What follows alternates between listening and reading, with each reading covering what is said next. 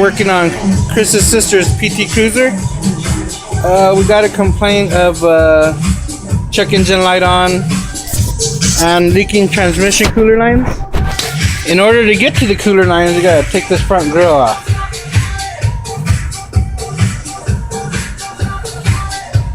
And there's a hole right here that's gonna give you access to some of the things in there. In order to get to the transmission lines, we had to take the battery out, which is right there. Once you got the battery out, then we had to take that battery tray out. That's got two 10mm bolts. And then after the battery tray comes out, it sits on this way. So back here you have 4 bolt holes, and you got 4 15mm bolts holding it to the frame right there and right there. It looks to me the battery terminals need to be serviced, and there's a shot of the transmission lines that has the hose clamp side. That one looks okay. That bottom one looks pretty swollen, and every time they tighten the hose clamp, it splits the hose.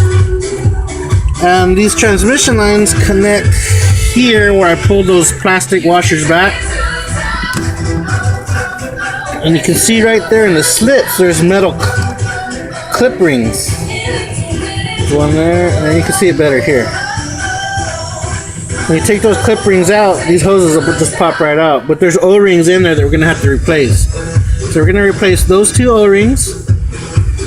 Cut these hoses down to pretty far back till we change all the rest of the hose new. Because these specific, usually I put brand new hoses in, but Chrysler has these on back order, so who knows when they're gonna have our hoses. So I told my friend that we can temporarily repair them, and they should last 1 to 2 years or more if I do a really good job. And they can wait on the new hoses to come in, and when they get them, just have them on hand until these start leaking again, and then we can replace them permanently. And also, Chris, I wanted to bring your attention right there on that cam sensor. It's got a real bad oil leak. It's coming right from that cam sensor. This is the cam sensor. And I'll show you, I got another cam sensor that looks just like that one. This is the cam sensor that's on your car. It's just facing like this. And if you flip it around, you can see where there's an O-ring in it. This one still has it in there. But that O-ring you can't get by itself. You have to buy the sensor in order to get the O-ring and install it. But the sensor's still good, so what I'm going to do is just what this person did is silicone the bottom of the O-ring and the top. Not what I'm going to do, what you should do. This wasn't one of the complaints, but that's an easy, quick fix to do that. Just so it stops spewing out oil, because motor oil starts getting on hoses and softening them up, and they end up bursting later. So you want to stop that oil leak. And again, I want to show you the inside of your throttle body. It needs to be serviced. It's pretty dirty in there. Along with this piece right here, that's called the IAC sensor, IAC sensor.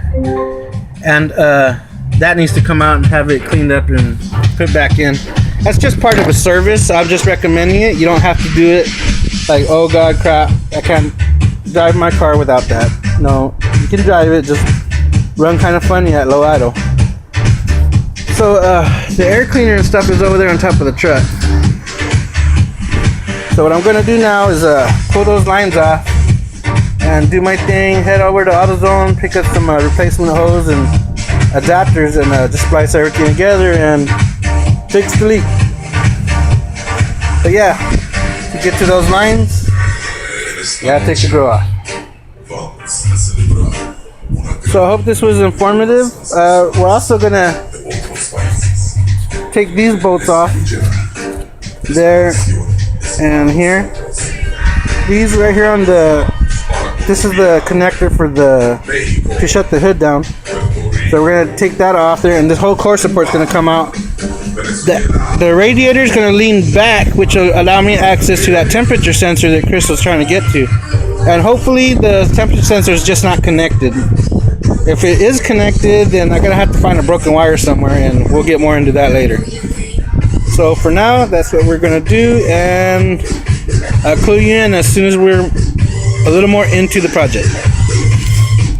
Okay, there's the hoses. This one and that one.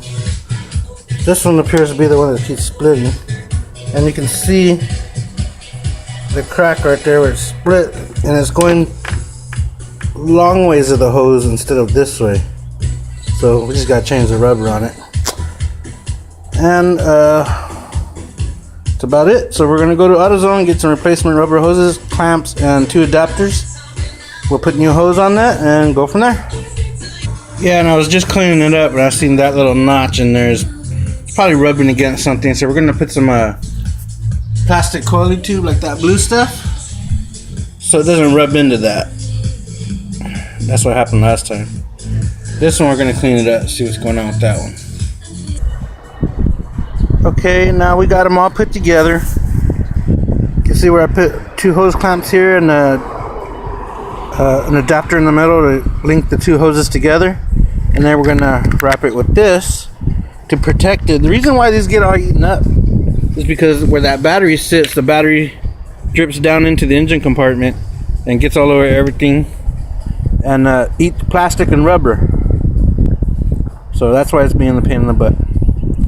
So we're going to install them, and then you can see what it looks like afterwards.